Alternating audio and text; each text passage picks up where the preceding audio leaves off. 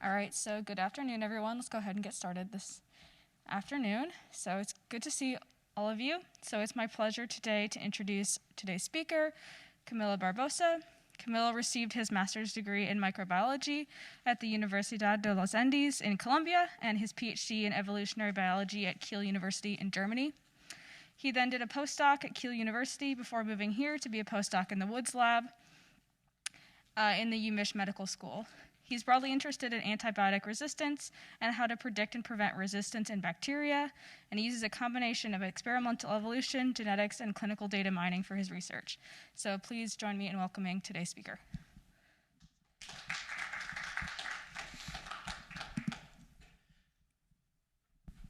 Thank you very much for the very kind introduction, and thanks to everyone for joining me today and for giving me the opportunity to give a talk. It has been a while, and it feels really nice to finally be doing some stuff in person. So before I start, I have to say the talk will be divided in two parts. The first part will be mostly regarding a part of my PhD studies, which is not on Enterococcus faecium, but rather Pseudomonas aeruginosa, and then the rest of the talk will be based on what I have been doing in at the University of Michigan for the past 2 years almost. So this is a picture that was taken during the Second World War, and it depicts a pre-antibiotic era, a time where bacterial infections were not easy to treat because there were no antibiotics at the time. And not only were there not antibiotics, but it was very costly to actually handle bacterial infections, mostly because the antibiotic wards, bacterial wards were necessary to contain patients to avoid transmission. And more importantly, what is most striking from this picture is that it was not clear whether the patients were going to be able to recover or not. And sadly, because of the heavy use of antibiotics both in the medical field and agricultural field, this scenario is becoming more and more likely to be the case in the near future. Now, antibiotic resistance is not something that is new. Antibiotic resistance has been around ever since the introduction of antibiotics into the clinical use, which is depicted in this image here. So every time a new antibiotic is introduced for clinical use, it is indicated by the triangle pointing upwards. And whenever antibiotic resistance is observed in the clinic, then it is indicated by a triangle showing going back downwards. What is striking from this image is that not only antibiotic resistance has been there from the beginning, but if you focus your attention towards the later antibiotics, the ones that have been introduced recently, you will see that the time in which resistance is actually met is narrowing down. So this has limited the actual number of antibiotics that are available for treatment, and unfortunately, the pipeline of new antibiotic discovery has also become stagnant, therefore effectively reducing the available number of antibiotics that are possible to use for the treatment of common bacterial infections.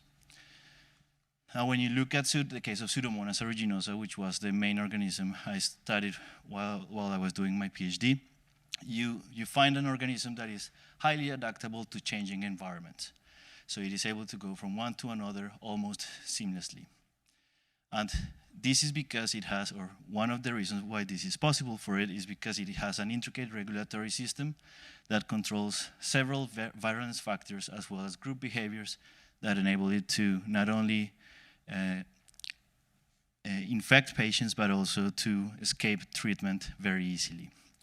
In addition to that, Pseudomonas is also equipped with several intrinsic resistance mechanisms, including the presence of stringent porins that avoid the entrance of the antibiotics, of most antibiotics in the first place, but also has several proteins that cleave a particular kind of antibiotics called beta-lactams, which inhibit cell wall synthesis.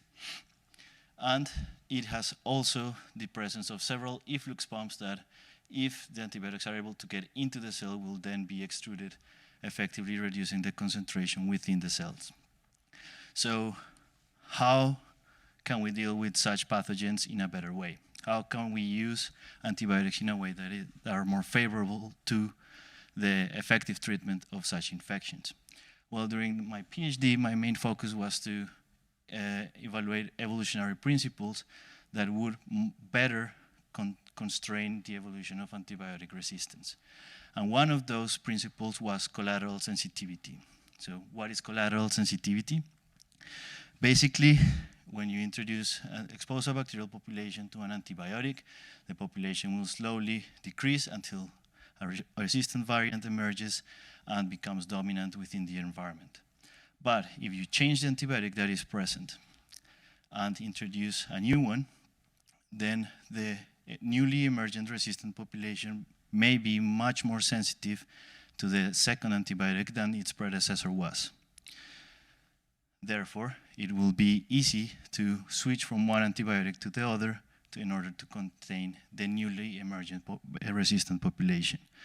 And this has been suggested as a potential mechanism or alternative treatment strategy in which once a bacterial population is infecting a patient, an antibiotic is introduced, and as this population becomes resistant, then you switch to another antibiotic to which the emergent population is resistant to, is more sensitive to than its predecessor, and thereby you trap the bacterial population in an evolutionary double bind that effectively reduces the population size and limits the evolution of antibiotic resistance. Now, this has been evaluated thoroughly in other diseases like cancer, but not as thoroughly in bacterial infections. So I went then to the lab and used Pseudomonas aeruginosa as my model organism, together with experimental evolution, in order to obtain highly resistant bacterial populations. For that, I transferred an isogenic population of Pseudomonas aeruginosa into increasing concentrations of 8 different antibiotics. At the end of the experiment, I ended up with 10 populations per antibiotic and that were highly resistant to concentrations that were typically 40 to 50 times the normal concentrations used to treat these infections in the clinic. I then evaluated changes in resistance against all other antibiotics, and the results of that are summarized here. So in the x-axis, you can see the antibiotics to which all the evolved populations were challenged against after evolution, and in the y-axis, all the antibiotics that to which they were resistant to. Each of these bars represent a different bacterial replicate or evolved line, and green colors indicate collateral resistance or increases in the resistance against the different antibiotics, whereas purple colors indicate sensitivity. And the main results are shown here. Now, there are several things to take into consideration, but I want to highlight 2 of them, or maybe 3. The first one is that collateral resistance is much more prevalent than collateral sensitivity, and this is not only the case for Pseudomonas aeruginosa, but it has also been shown in other bacterial species like E. coli or Staphylococcus aureus. Then the next point that I would like to highlight is that becoming resistant to any antibiotic, in this case, makes Pseudomonas much more sensitive to the effect of aminoglycosides, which are indicated here by gentamicin and streptomycin. Basically, almost any resistance against other antibiotic makes them also more sensitive to these 2 drugs. But the most important observation that we found from this data is that even within populations that were adapted to the same antibiotic, in this case cefsulorine, for example, which is a cephalosporin that inhibits cell wall synthesis, you see that populations that were resistant to cefsulorine, half of them were sensitive to other antibiotics, like gentamicin or streptomycin, but the other half were actually collaterally resistant, indicating that there were potentially different resistance mechanisms among these populations that would also lead to contrasting collateral effects. And this observation is both important for the clinic because it indicates that it may be strain-specific, or it may be specific to the mechanisms that are available to a particular population to become resistant to. But then in the lab, we were also wondering how stable these sensitivity is over time. If you actually switch, for example, you give a bacterial population gentamicin, make it resistant to it, and then switch the antibiotic to one of these purple ones, is the collateral sensitivity effect maintained over the course of treatment? So for that, we depicted a second evolution experiment together with another PhD student at the time, Roderick Rommelt, and we took the bacterial population that was resistant to one antibiotic but hypersensitive or collaterally sensitive to another, and we tried to reverse that hypersensitivity. And we did so by including several different scenarios.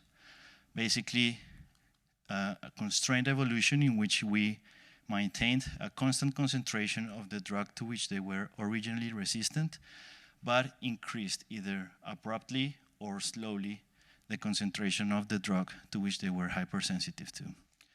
We also did the similar experiment, but without the presence of the initial antibiotic. With this, we considered that if antibiotic A is not present, then evolution would be unconstrained, and that particular resistance mechanism would not be under selection anymore.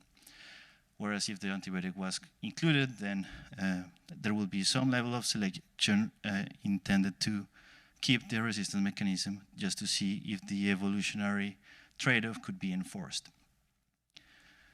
The first thing that we observed was that even at sublethal doses, which are included in the mild treatment, we saw relatively high levels of extinction, indicating that collateral sensitivity made these populations much more prone to become extinct if you switch from one antibiotic to which they are resistant to one to which they are hypersensitive.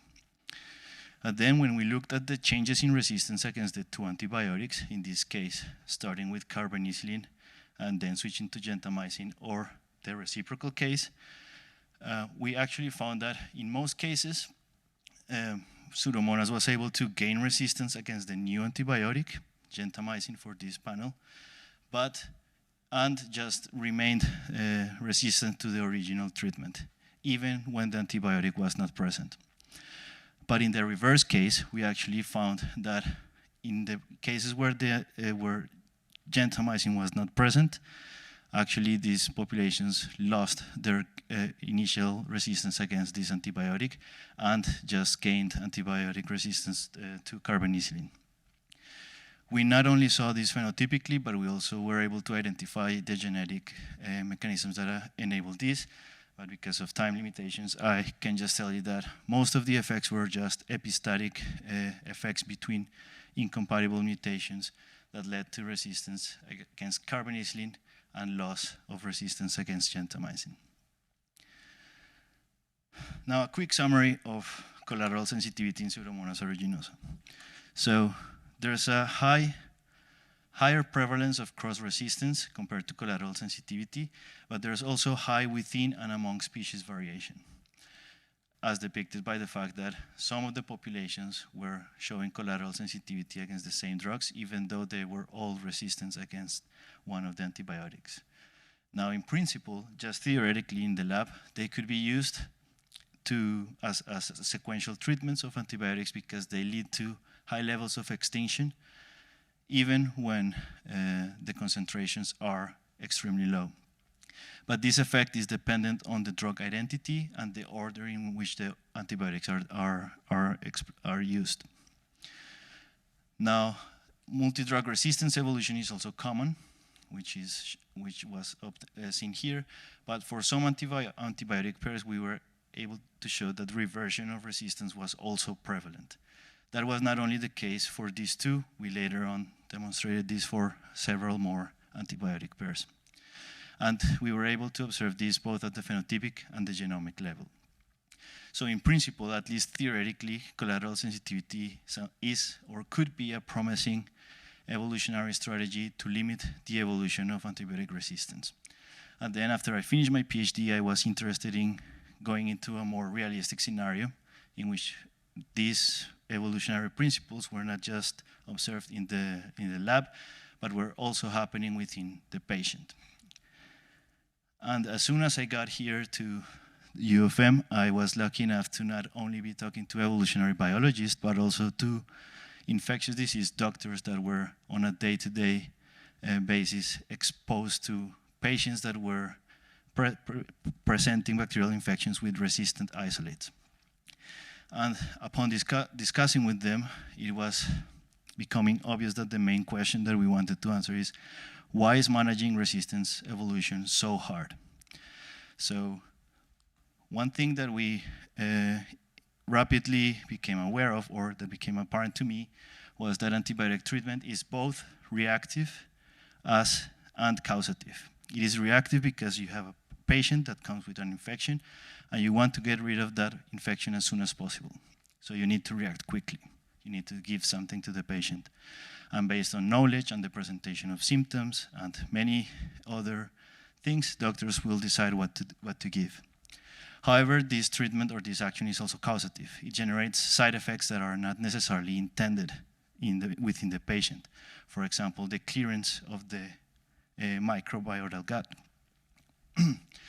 And this off-target selection can lead to different kinds of evolutionary processes occurring within the patient.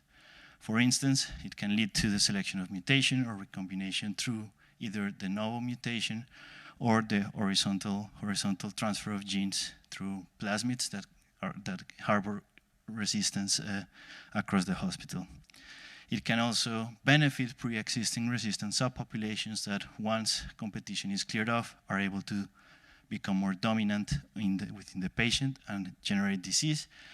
And another possibility is that upon eliminating the normal microbiome or a healthy microbiome within a patient, it becomes more vulnerable to get transmission from other patients that carry resistant variants within their microbiome.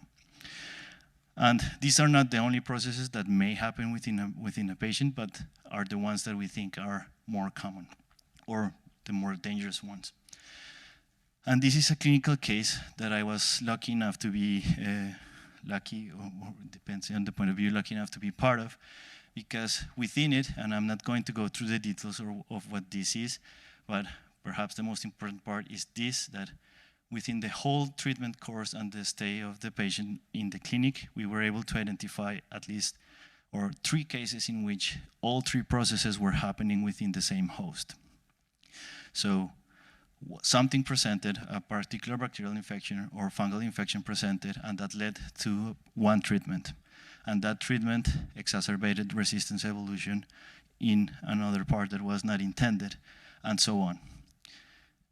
And while the specific details of this case are unique to this patient, the general pattern in which any of these processes can emerge is prevalent across the hospital. So how can we make this better? How can we predict evolution? How can we use evolutionary principles to stop these processes from happening in the first place? Which now brings me to the main part of my talk. So, in which I want to evaluate the reproducibility of antibiotic resistance evolution of Enterococcus faecium in vivo and in vitro. Now, why Enterococcus faecium? Well, nosocomial infections with Enterococcus are a major issue at the University Hospital of Michigan.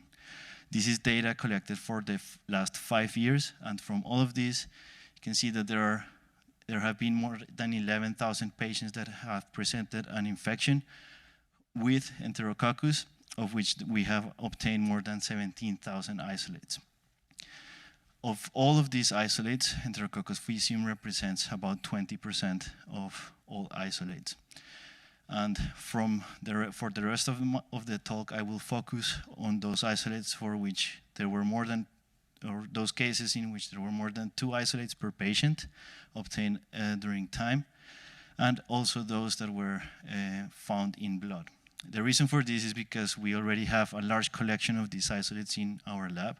They are stored in the freezer, and this represents a unique set of isolates to study both in vitro and in vivo resistance evolution, longitudinally from the patient and in the laboratory. Now, why is Enterococcus faecium particularly problematic?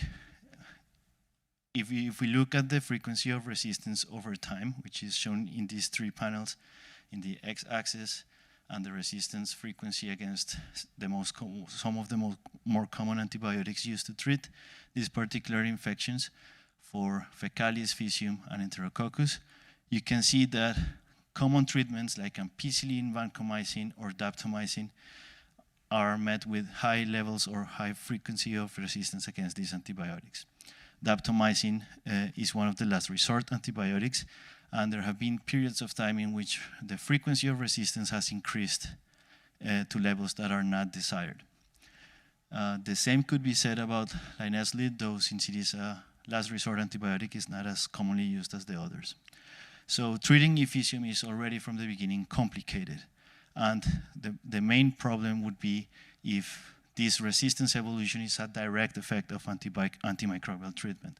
So one of the questions that we are trying to answer is if antibiotic resistance evolution in faecium is a direct consequence of the use of antibiotics for treatment. So in a subset of blood isolates that is available to our lab, we identified patterns suggesting in vivo antibiotic resistance evolution as a response to treatment. And here is an example. So on the left, you can see antibiotic use over time. These are the different antibiotics that were given. And to your right, you can see the resistance profile of the isolates that were taken at different times during this treatment. The resistance profile is shown only for daptomycin. And you can see that upon the use of daptomycin, there was an isolate that was sensitive to it, and later on in time it became, or it was shown to be resistant. Or there was another isolate that showed resistance against that particular antibiotic.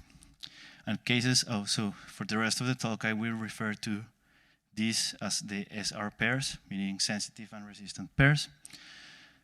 And cases like this, we were able to identify at least 12 patients in which daptomycin was the main treatment or was part of the main treatment, 6 patients with linezolid, and 3 patients with vancomycin. In the case of vancomycin, there were multiple SR pairs within the same patient, and this is likely because of the resistance mechanism behind vancomycin resistance. Now, the first thing that we wanted to do was to verify that the resistant isolates were actually resistant, so we remeasured the MIC. The MIC is against different antibiotics using standard microbiology techniques in 96 well plates. And we did that for all 69 isolates that we had in total, and we not only did it against the antibiotic that we thought was the main treatment, but also against other antibiotics to identify patterns of collateral sensitivity emerging in vivo. So we had a total of more than 500 different curves to which we then later identified patterns of collateral sensitivity or changes in resistance against multiple drugs. And in this panel, what you can see is each of the panels is a patient or represent a patient. The x-axis, you will see the SR pairs. In some cases, there are several because you obtain multiple isolates per time point. And in the y-axis, you can see the antibiotics that were tested in the lab. The different MIC levels are shown here in different shades of yellow to red. And if we focus first on those to which daptomycin was used as the main treatment, then you can see that, or we found several cases of collateral resistance, meaning that any increase in resistance against daptomycin was associated to an increase in resistance against other drugs. Most of the cases indicated a change in resistance against linezolid, gentamicin, or in some cases vancomycin, or levofloxacin as shown here, but not against any of the other drugs that we were testing. We were also able to find cases of collateral sensitivity against the same antibiotics, gentamicin, linezolid, and levofloxacin, and the vancomycin as well. However, or what is interesting is that even that since they are the same drugs, it indicates or strongly highlights there's a dependency on the starting strain, which is similar to the observation I had during my PhD with Pseudomonas aeruginosa. And this could be very important in terms for the effectiveness of collateral sensitivity as an alternative treatment strategy to avoid the evolution of resistance within a host. Now, similar patterns are observed when you look at those isolates that were selected with linezolid. You find cases of both collateral resistance, but also collateral sensitivity across the isolates taken from a single patient. And the same for vancomycin. We then wanted to see whether these phenotypic changes could be explained genetically. So we did whole genome sequencing of all of the isolates as well. And the strategy we used was within a single patient, we had sensitive isolates and resistant isolates. For the sensitive isolates, we got both short reads and long reads using Illumina and Nanopore respectively. This enabled us to assemble genomes that were then usable for the alignment and the identification of potential resistant candidates, resistant variants that would explain the changes in sensitivity.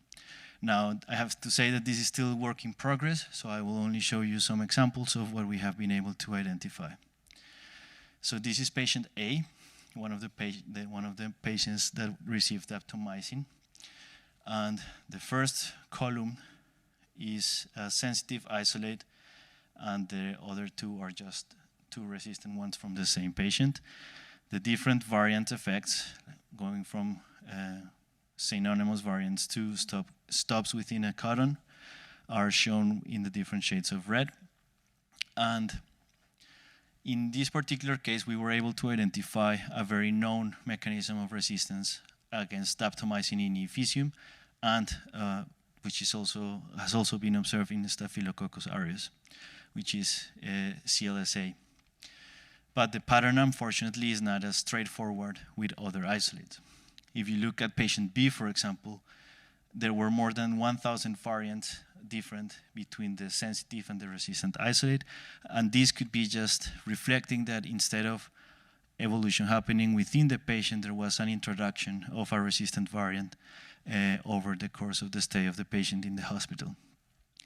And there were other cases in which we were able to identify potential genes that could be associated to resistance against daptomycin, but are not yet well described. So there's not a clear pattern in case of daptomycin selection in which we can say for sure that antibiotic use led to a genetic change within these isolates. But in most cases, there are at least candidates that explain this. When you look at linezolid resistance, then the pattern is a little bit less clear. This is mostly because of the mechanism of action of the antibiotic. It targets the ribosomal 23S subunit, thereby inhibiting protein synthesis within faecium.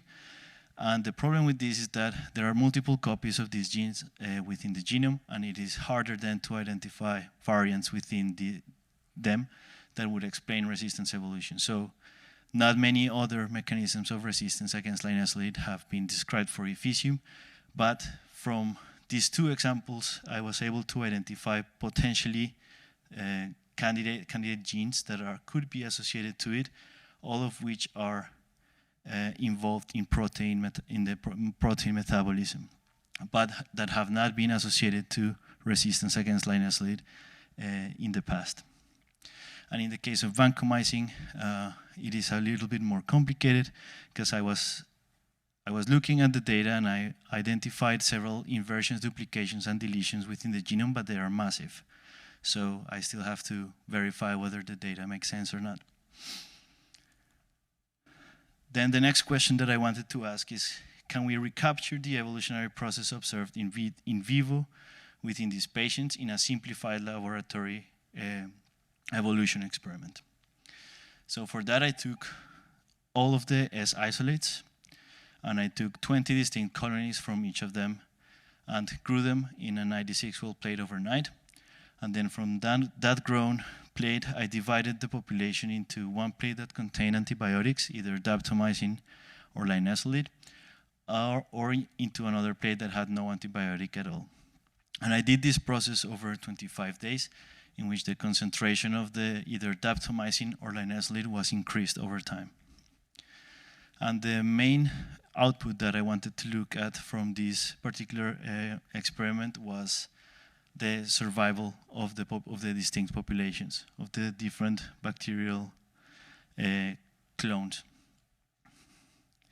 So here is a summary of per treatment, and what you can see is that there's potentially a drug effect that determines the likelihood of survival of the different populations.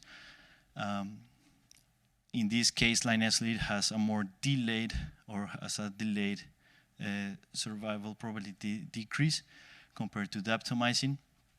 And when you actually look at the different starting genotypes, you realize that this is because within daptomycin, there are some that are unable to withstand the experimental conditions, whereas there are some that have a delayed commitment to extinction, if you can phrase it like that. But there's a lot of variation within the different strains. So definitely there's an effect of the starting genotype that will ultimately determine the likelihood of evolution within a host, or in this case within a 96-well plate. When you look at linezolid, the observation is similar, but there's a lot of variation within the different strains, but it seems like the commitment or the effect of linezolid is more strong at a different time point for all of them. So there is definitely a drug effect. Then the other thing that we wanted to identify was how many of the starting populations were able to reach their own MIC. MIC meaning the minimum concentration at which all of the population would be eradicated, minimum concentration of a drug. Since our evolution experiment was increasing the antibiotic concentration over time, there were different time points in which either the MIC of the sensitive isolate was reached or the MIC of the resistant one was obtained. And we saw from the evolutionary curves that there were different isolates that were actually becoming extinct at different time points. So we wanted to see to what extent the number of populations that were able to become more resistant to their own MIC, or the MIC of the resistant isolate within the pair. And the data is shown here in the x-axis. So the starting blood isolate is here, and the number of replicate populations for a total of 20 for each of the two evolution experiments is shown there. And what we can see is that there's again a lot of variation within both within and among isolates. Even within the same isolate, some replicate populations were not able to go beyond their own MIC, but there were other cases in which all of the populations were, for example, able to reach the MIC of the resistant isolate that we obtained from a patient. And these varied both in daptomycin and linezolid, whereas in linezolid what seems to be the case is that they are able to become resistant to their own MIC, but not necessarily to those levels of resistance that we observed from the resistant isolates. Interestingly, if we take, for example, isolate 239 and isolate 240, they are both coming from the same patient, but they show very different patterns in terms of whether they are able to become resistant or not. In one case, all of the replicate populations became extinct before their own MIC, whereas in the other, many were able to make it through the MIC of the resistant isolate, suggesting that while we can recapture part of the evolutionary process that was observed in vivo, it is strongly dependent on the starting genotype. So, to summarize, evolution is at the core of the antibiotic crisis, but translating evolutionary-based strategies is still challenging. It is still problematic to try to identify something in the lab and then try to translate it into clinical practice. The reason for that is that most of the evolutionary process depended on the specific antibiotic and pathogen pairs that are considered, but it seems that, or from what I have seen both in the lab and in the patients, it is the effect of evolution is also constrained by the starting genotype. So differences, a subtle difference will lead to strong differences in the evolutionary process. And from our experimental evolution cases, we were able to see many cases reaching or surpassing the MIC of the resistant isolate, highlighting that we can recapture at least the phenotypic process or the phenotypic evidence of resistance evolution, both in the lab and in the patient. But there are still many things that we can do or that we want to do. And the main question that we want to answer next is whether that survival that we observed led to similar MIC levels as those observed within the patient, or even if the same genetic mechanisms of resistance are being selected in the lab. So for that, I will be doing MIC retesting of all of the surviving evolved lines, as well as genomic analysis of all of them, and compare these to what we obtained within the patients. And with that, I would like to thank the DFG for paying for my postdoc and the University of Michigan for hosting me over the last years, and of course the Woods Lab for all the support and guidance during this time, and all of you for your attention. And if there are any questions, I'll be happy to answer.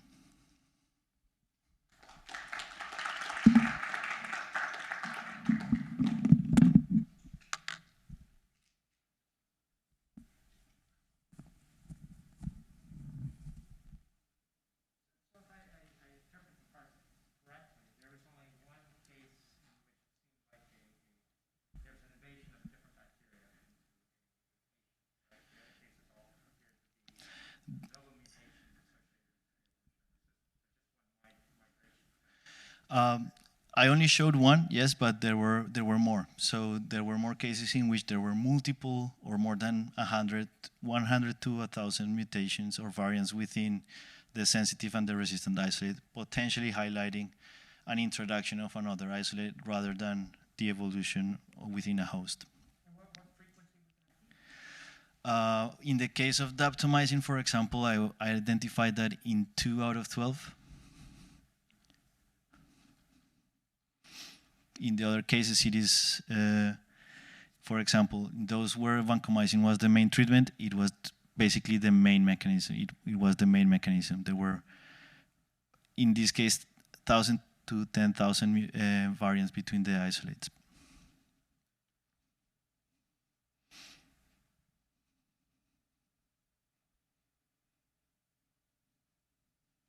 Yep. Let me just ask you a practical question from this research. Yours and that of the lab you're working in, based on these kinds of findings,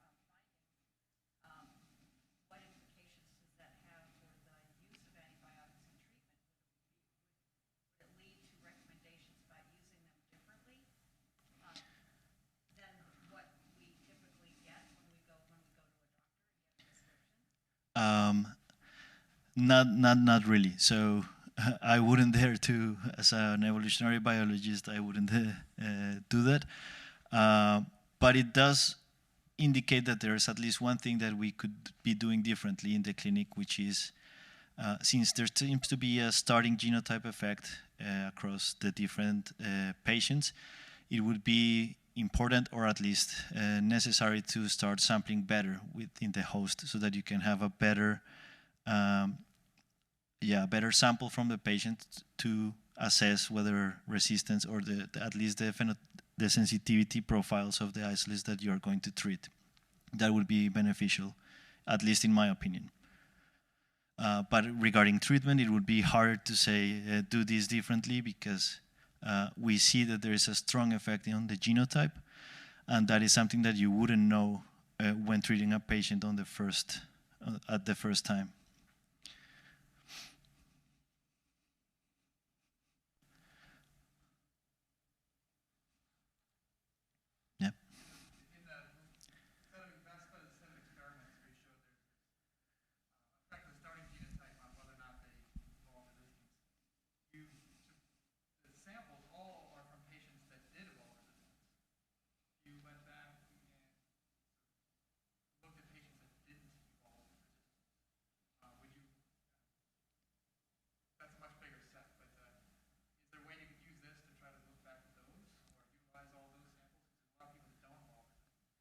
Yeah, that is actually one of the things that we want to do in the future, or in the near future. because we actually have a much larger number of cases in which resistance didn't actually occur within the patient. So it would be interesting to identify why, or what are the intrinsic population genetic properties of those isolates in which resistance is not occurring, and compare that to those in which it is. So that is the next step that we want to go through.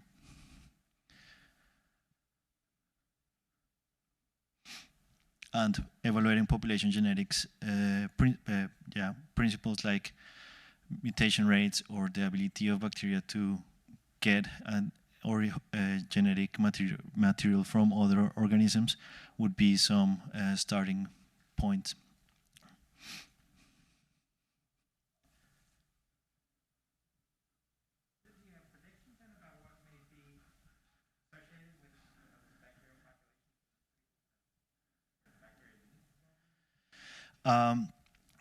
We have some ideas from cancer. Carlo Mali has worked on that for a while now, and what seems to be relevant is that higher mutation rates are typically associated with higher antimicrobial or antibiotic resistance. So if a particular population has a higher potential to generate diversity, it may make it easier for it to evolve resistance against antibiotics. So having higher evolvability because of a higher mutation rate may be associated. There could be a genotype effect in which different genotypes have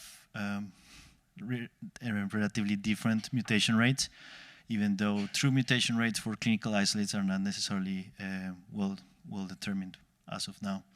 That would be one thing to do first, particularly together with Bob's suggestion of including those in which resistance didn't occur. It would give you a complete distribution of the mutation rates and see or identify whether there has an association to resistance evolution.